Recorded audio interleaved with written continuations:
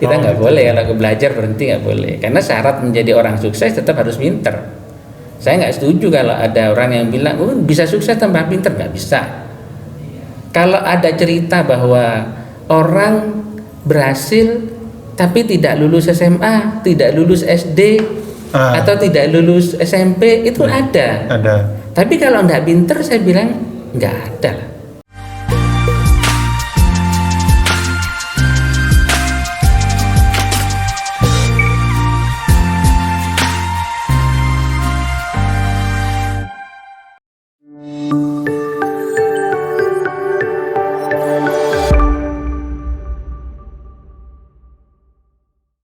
Assalamualaikum warahmatullahi wabarakatuh. Selamat datang di Tugu Inspirasi, membincang inspirasi dengan orang-orang hebat.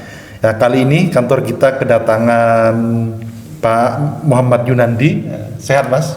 Alhamdulillah sehat. Ya, kita mau ngobrol-ngobrol lah soal bisnis dan soal perumahan, bisnis perumahan sebagaimana fak beliau.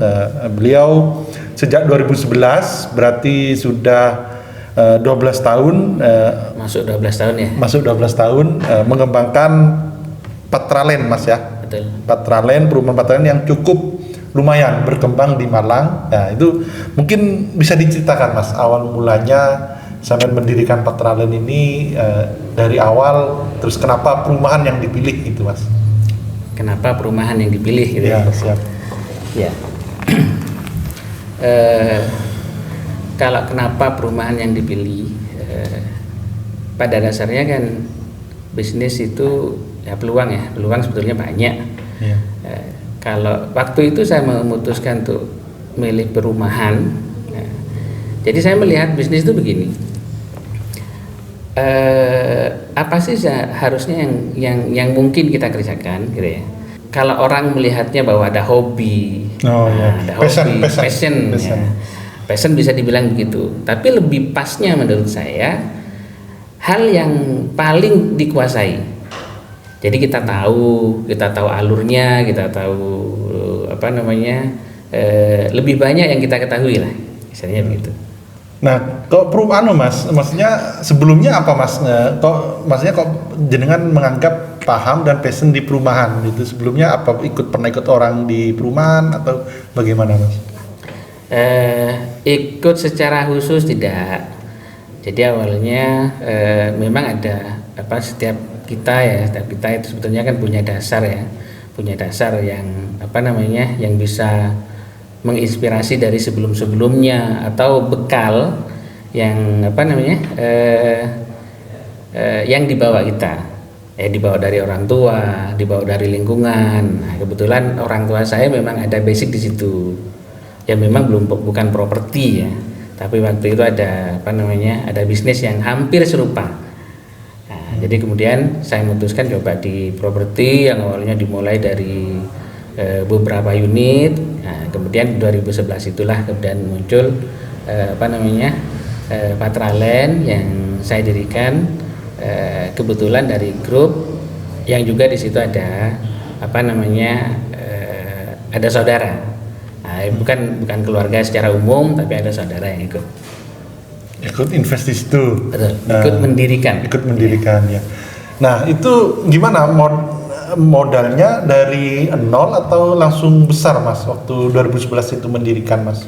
Ya, kita memang kalau ada orang cerita ada yang dari nol, ada yang dari ini.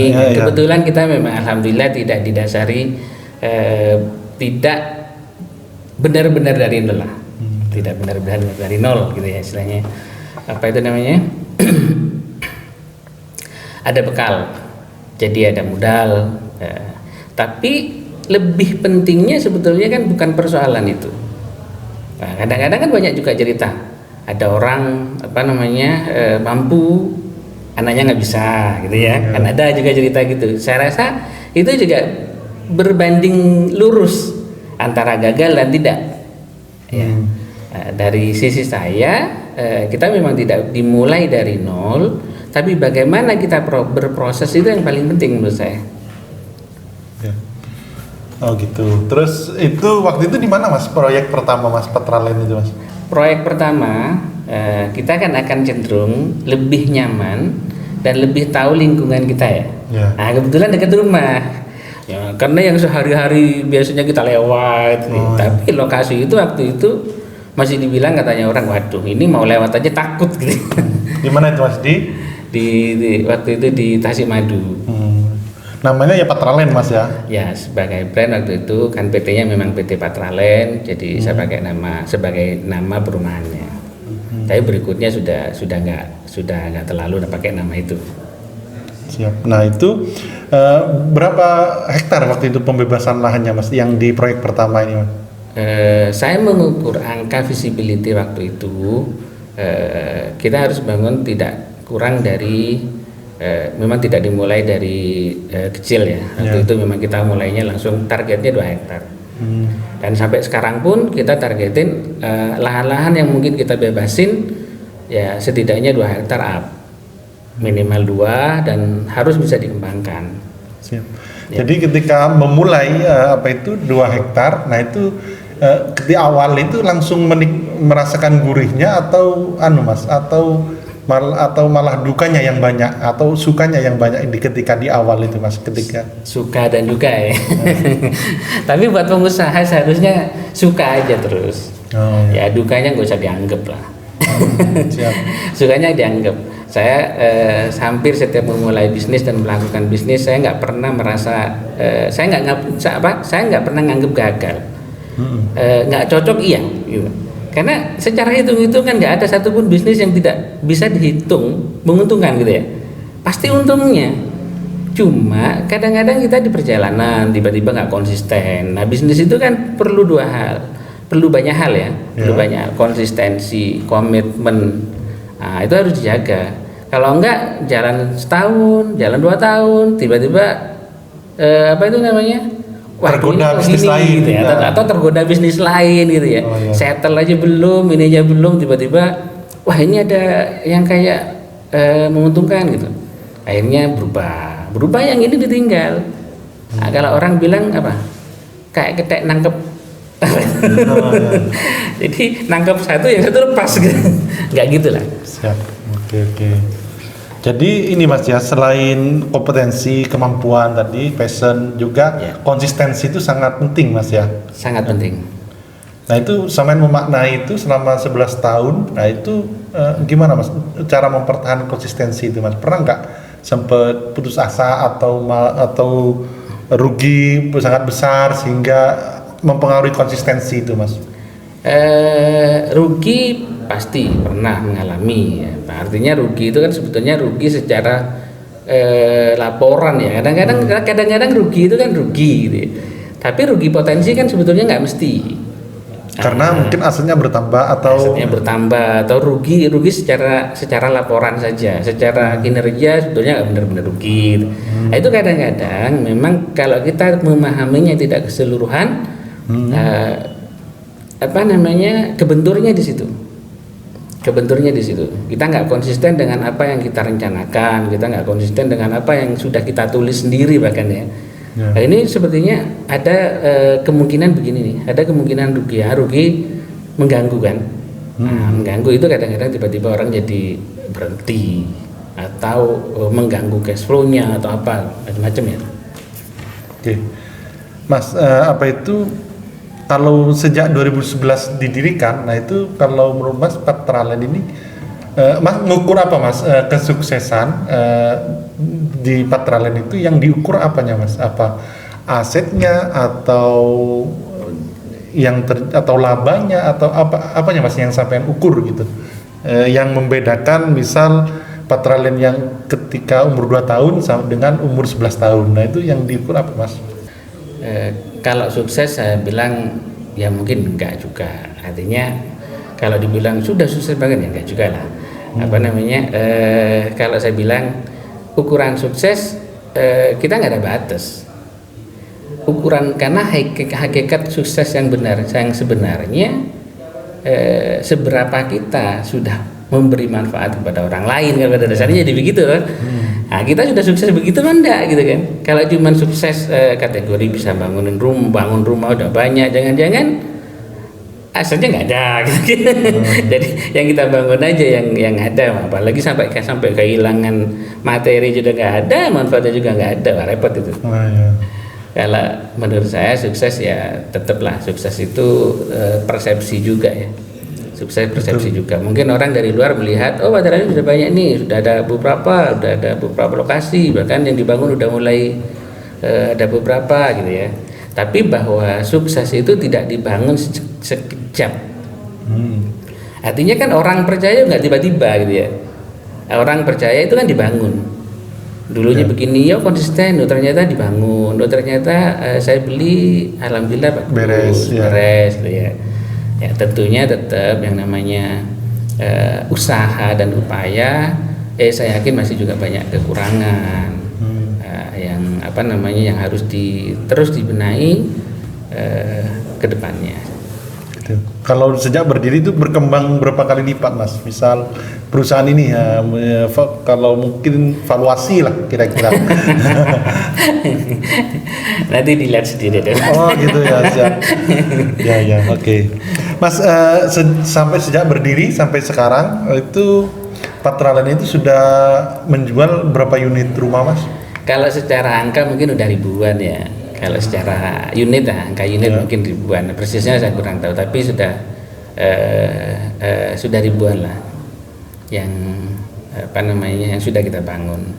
Itu kalau sekarang ada berapa cabang, Mas? Sekarang ada 4 lokasi yang sampai saat ini juga masih terus dikembangkan. Di mana aja itu, Mas? Ada di kota cuma satu sebetulnya, kebetulan Kota Malang ya maksudnya. Malang. Di Tasikmadu itu? Di Tasikmadu, terus kemudian ada kalau tepatnya di Ngijo, terus sama di Kepuharjo. Mas, yang menurut sampean Patralen ini kan kalau saya baca buku itu kan selalu memulai dengan why gitu ya. Dan apa yang membedakan produk ini dengan produk yang lain, nah gitu. Kalau Patralen itu menurut sampean apa, Mas, yang membedakan dengan perumahan lain gitu? Ya, kadang-kadang saya juga suka bingung ya, kelebihan apa yang kita miliki gitu ya istilahnya. Kelebihan apa? Soalnya ada juga pepatah yang bilang semua kecap nomor 1 gitu ya, semua kecap nomor 1. Jadi kita akan selalu bilang kita nomor 1 ya. Tapi menurut saya kembali ke itu tadi, bahwa membangun bisnis itu juga membangun kepercayaan. Karena dari sisi model, sisi konsep, bahkan sampai ke quality gitu ya, itu juga nggak benar-benar menjadi acuan pada prinsipnya. Karena kan di situ ada kualitas, pastinya juga ada grade. Ya, nah ini perumahan apa kan gitu kan istilahnya. Jadi kita juga suka bingung kalau suruh target kita kan di menengah. Nah kalau menengah dibandingin sama yang atas berarti kualitasnya nggak setara dong, nggak head to head gitu kan istilahnya. Menurut saya keunggulan, kalau keunggulan yang secara physically kita selalu bikin konsepnya itu kawasan. Itu kenapa target saya minimal 2 hektar, sehingga jalan bisa nyaman gitu ya. Bisa dilihat sih sebetulnya di grupnya Patralen hampir semua jalan-jalannya enak untuk bisa dilewati. Bahkan untuk dilihat gampangannya, kalau teman-teman bilang ya truk 2 ngebut enak gitu. Oh gitu ya. Itu di depan aja atau di dalam-dalam? Sampai ke dalam-dalam.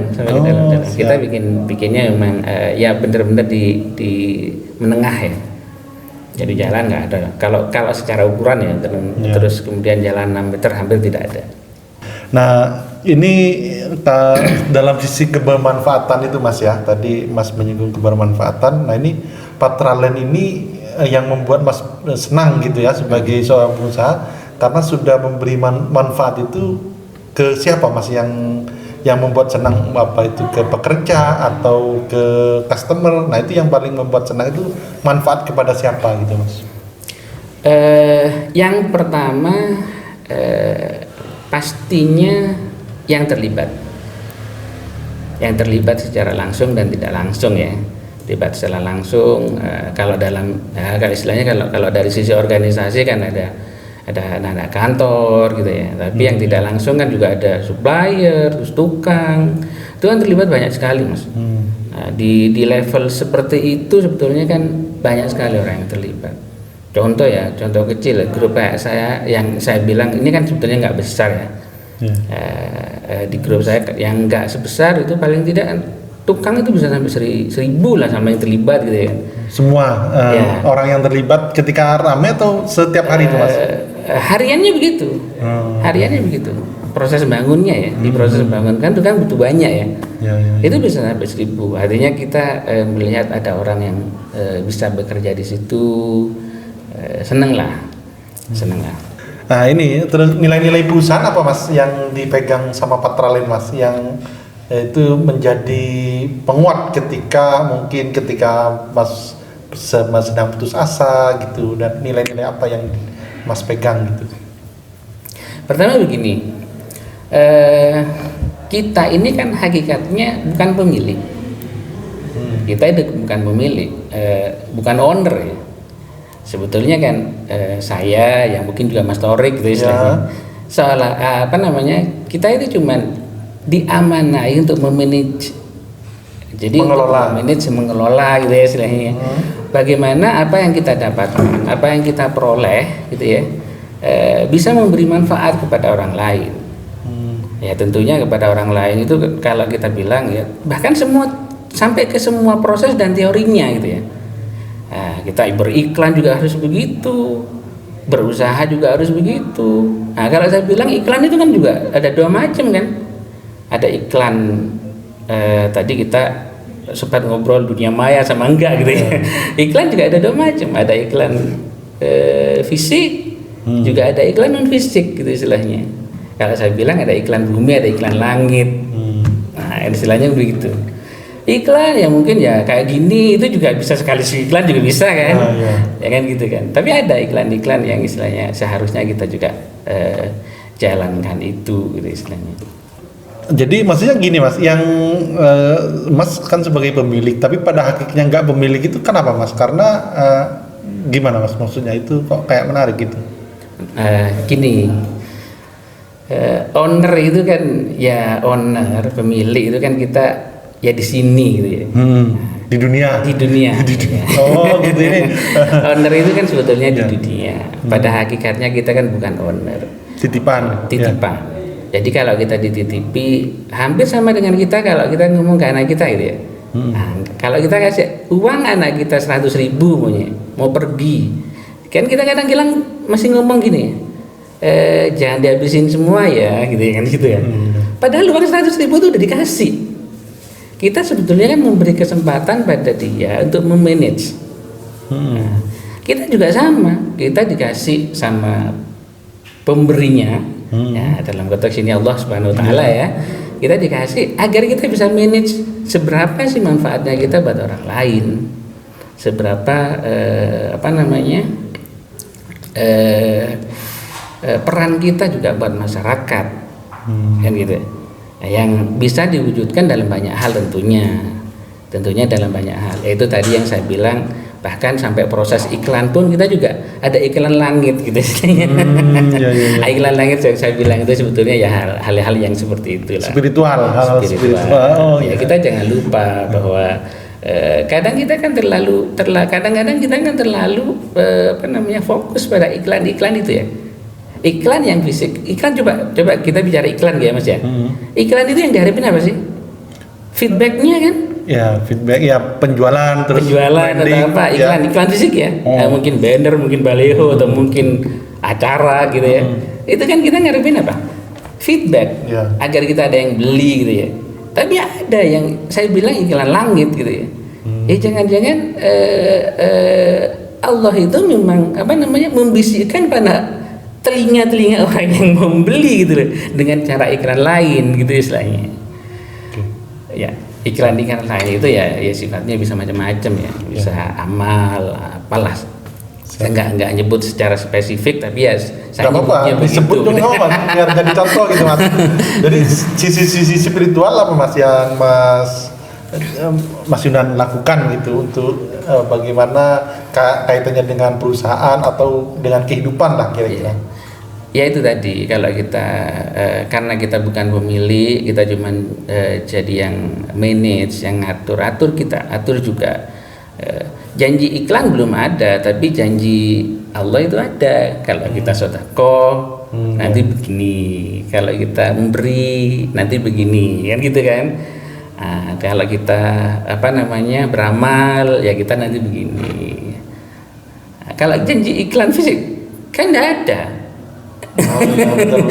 Kita juga berasumsi bahwa kalau kita beriklan ada yang lihat, ada banyak yang baca, mungkin kebetulan bisa beli di kita gitu. Ini Mas, untuk di masa-masa sulit, ada nggak masa-masa sulit, misal kalau kayak properti ketika pandemi kemarin kan lumayan itu Mas ya. Itu yang selain pandemi atau pandemi ini Mas yang paling terasa gitu Mas? Ada lah, efeknya ada. Ya secara teori kita harus lakukan bagaimana dalam situasi sulit.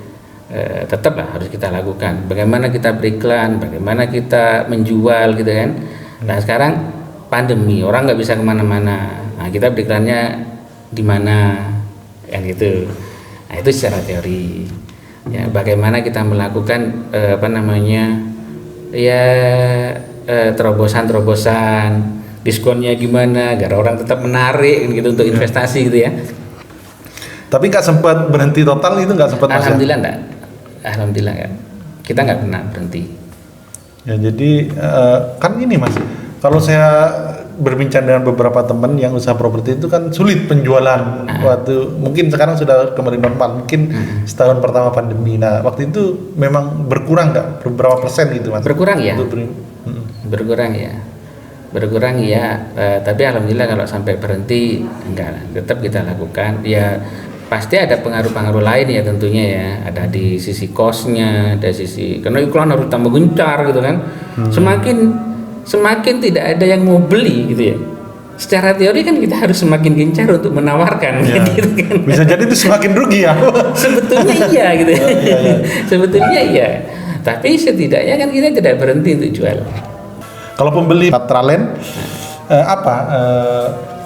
yang paling banyak backgroundnya itu orang rumah kedua atau mahasiswa atau siapa?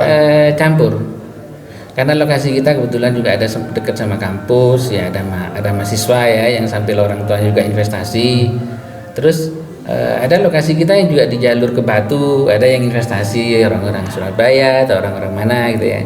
Ada yang hunian. Tapi lebih didominasi hunian sih.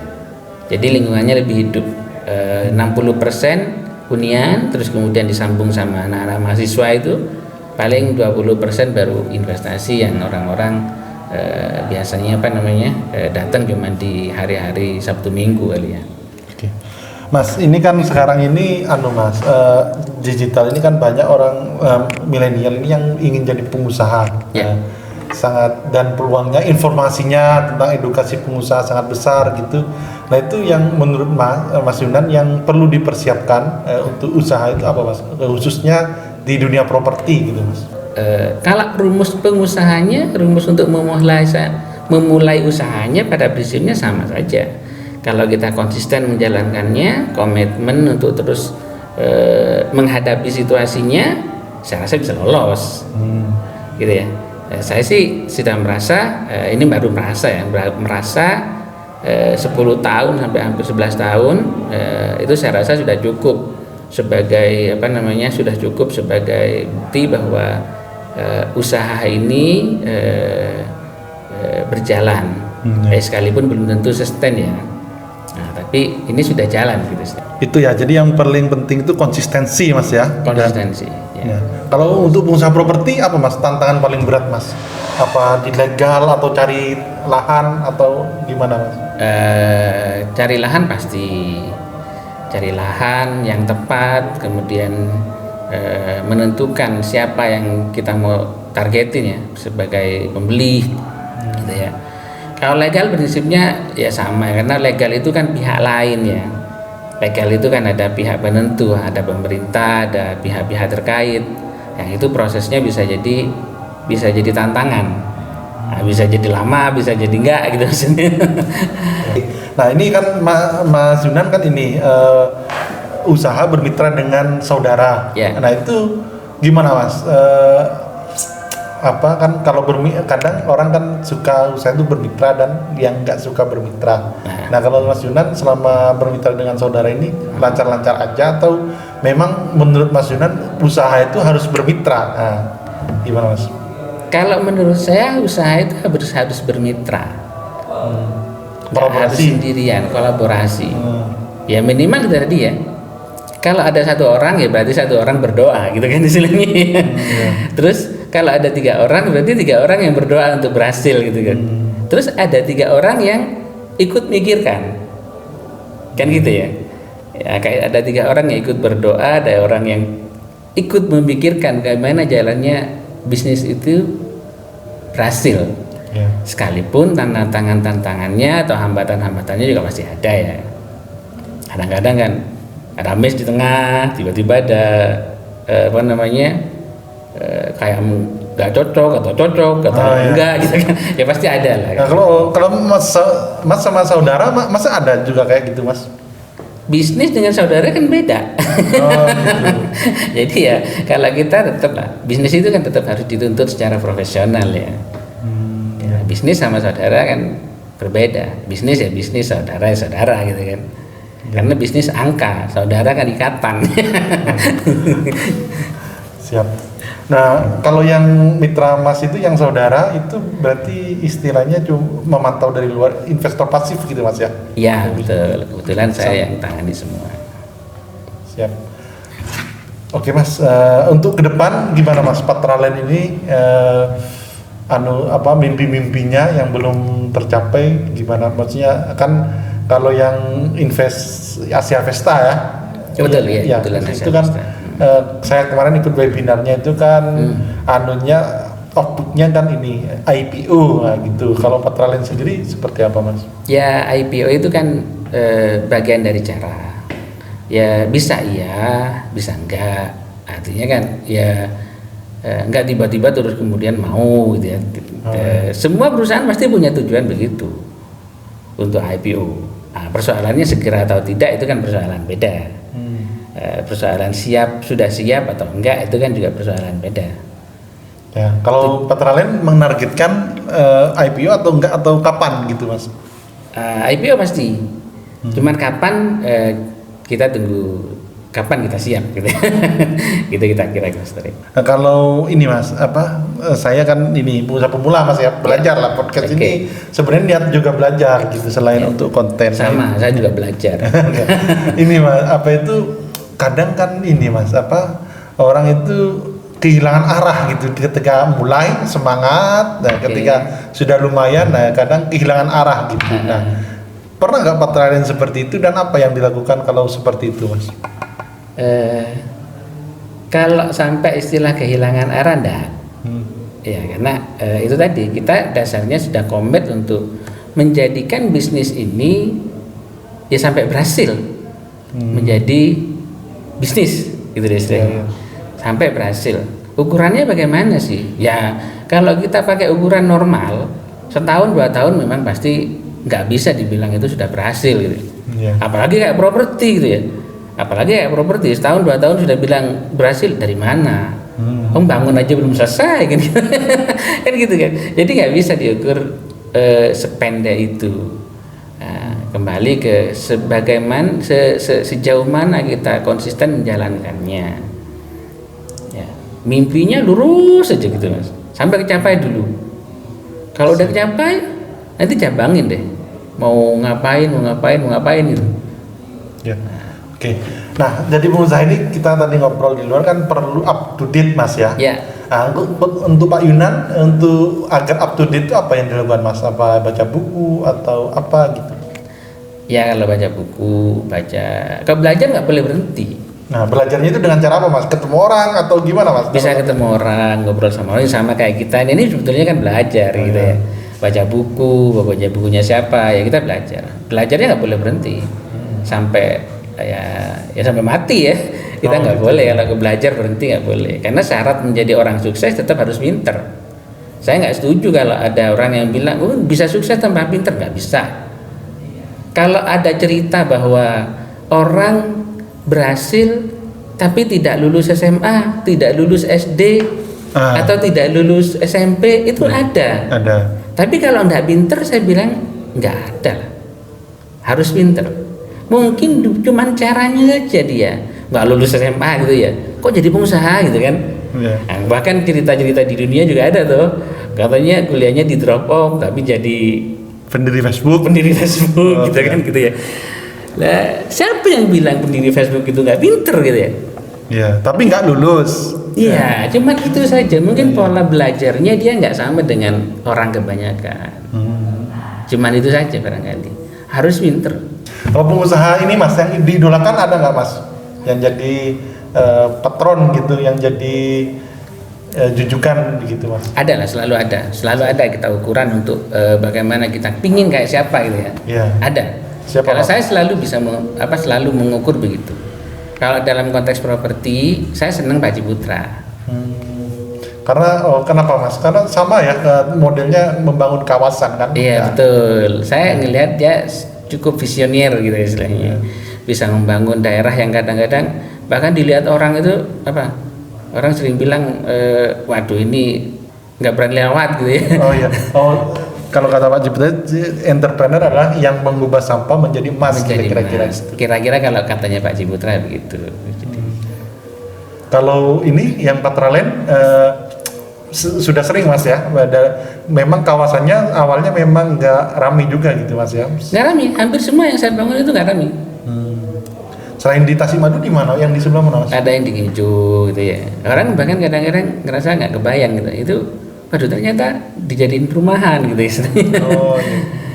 Gitu. Jadi dulu kita ngawalinya cenderung nggak terlalu banyak. Nah, habis itu ada teman-teman gitu yang sudah mulai bangun klaster-klaster gitu. Siapa Mas terakhir closing statement ini untuk milenial, pesan untuk milenial gitu loh Mas, untuk mengarungi yang mungkin ingin jadi pengusaha, pesannya silakan untuk terakhir gitu Mas.